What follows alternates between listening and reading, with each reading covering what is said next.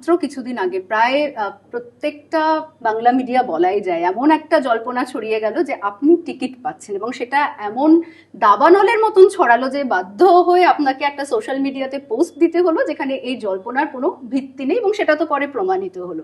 কেন এই ধরনের জল্পনা, কি মনে হয়? যে ভাইরাল অর ভেরিফাইড, তার মানে যেন যেটা ভাইরাল হয় সেটা ভেরিফাইড নয়। এমনকি টেলিভিশনে তো অনেক সময় এমনও লেখা হয় যে এটা ভাইরাল হয়েছে, আমরা এর সত্যতা যাচাই করে দেখি। আমি অবাক হয়ে যাই যে টেলিভিশন চ্যানেলগুলোরও কি কোনো একটা দায়িত্ববোধ থাকে না, যা কিছু ভাইরাল হবে তাই দেখিয়ে দেওয়া।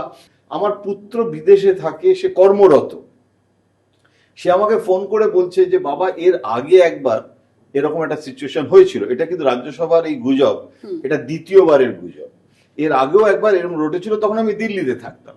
এবারে আমার পুত্র ফোন করেছে, তখন আমি ওকে বললাম, ও আমায় জিজ্ঞেস করছে বাবা তুমি কি সত্যি সত্যি তৃণমূল কংগ্রেসের রাজ্যসভার ক্যান্ডিডেট হচ্ছ? আমার ছেলে আমায় জিজ্ঞেস করছে, মানে গুজবটা কোথায় ছড়িয়েছে ভাবো। তখন আমি বললাম তোর কি মনে হয়?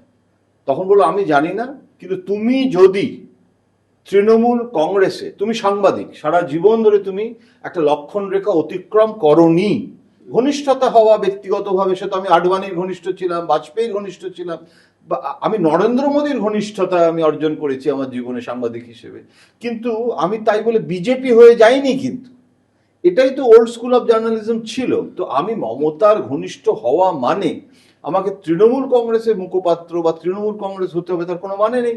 এবং আমার পুত্র আমাকে বলল যদি তুমি হও তাহলে ও কর্মসূত্রে সাংবাদিক, হ্যাঁ, একটা বিদেশি সংবাদ মাধ্যমে আছে, তো বললো যে আমাকে কিন্তু একটা বিজ্ঞাপন দিতে হবে সোশ্যাল মিডিয়াতে যে আই অ্যাম ইয়োর বায়োলজিক্যাল মানে son, but I am completely disassociating myself socially with you.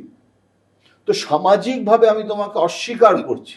প্রথম কথা, না আমাকে মমতা বন্দ্যোপাধ্যায় বা অভিষেক বন্দ্যোপাধ্যায়, এই দুজনই তো শেষ কথা বলেন ওখানে, তারা আমাকে কোনো প্রস্তাব দেননি, এবং আমিও ভাগ্যবান যে দেননি, কেননা প্রস্তাবটা দিলে আমাকে ডিক্লাইন করতে হতো, সেটাতে সম্পর্কের মানে একটা অবনতি হওয়ার সম্ভাবনা থাকে।